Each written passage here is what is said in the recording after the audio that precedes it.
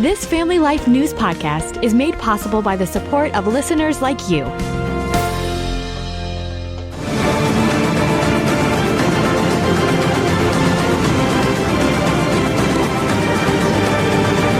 And welcome back to another edition of Issues in Education. Mondays during the Noon Report, we spotlight the issues impacting our schools with Dr. Ralph Kerr at the Teaching and Learning Institute. Ralph, welcome back to the program, sir. Lots to dig into this week. Thank you, Bob. Great to be with you again today. Hey, we are still waiting for a state budget in New York. It is late again, and schools are in fiscal dire straits, to say the least. Many have already proposed laying off teachers and staff. It's kind of all over the state this is happening. Want to ask you, was this financial belt tightening preventable? And what's the latest with the proposed changes to the school funding formula? Well, probably sometime this week there will be a budget in place, but certainly this could have been prevented on the part of schools, and they are really in trouble at this point because during the COVID, where they got a lot of extra money from the federal government, instead of using that money, which was intended to help online learning happen better, they went out and hired a whole bunch of additional staff, both teachers and support staff, with not taking into consideration that was short-term money,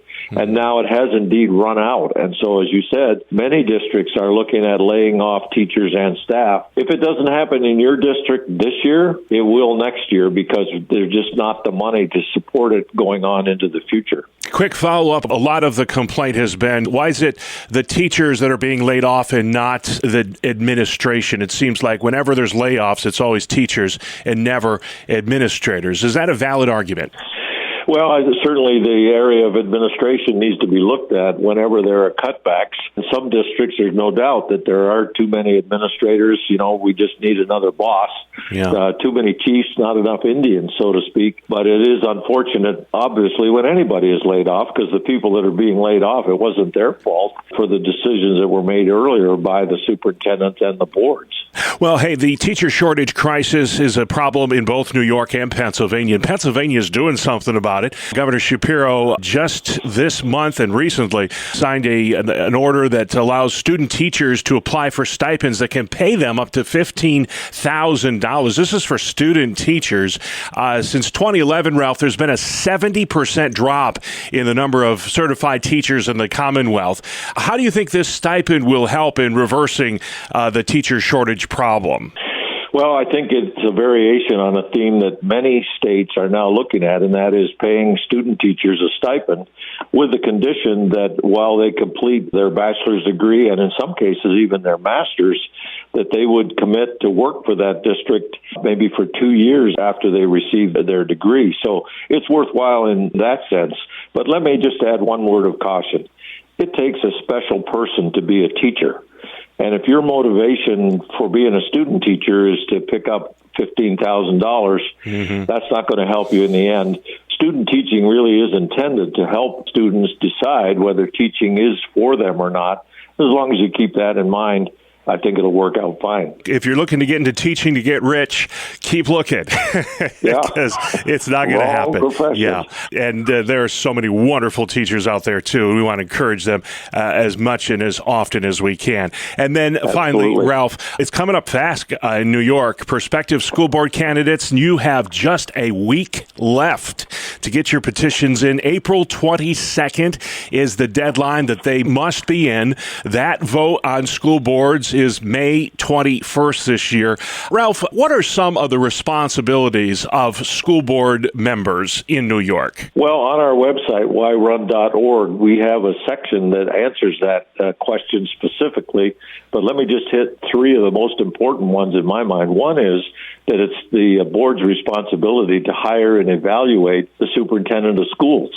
And that's, in my mind, is the most important decision that school boards make. Secondly, they need to work together with the administration and other board members to create a shared vision for how the district's going to look and how it's going to operate. And then thirdly, the board adopts the annual budget for presentation to the community, which ultimately impacts the tax rate. In other words, what do people pay in their school taxes? So those are just three of the really important things that school boards do.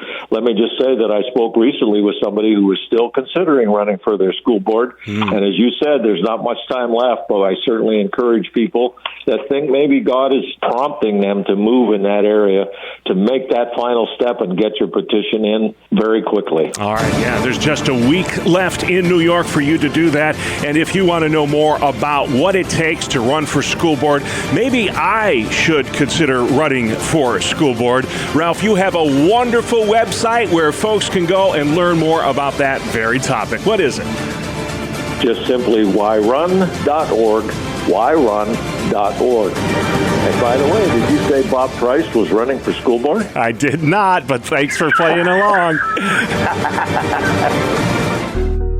Thank you for listening to this Family Life News podcast. If you've been encouraged by what you've heard, please share it with others and click the subscribe button to automatically receive future episodes. Family Life is a listener-supported ministry. Podcasts like this are made possible by your financial partnership. Find out more at familylife.org.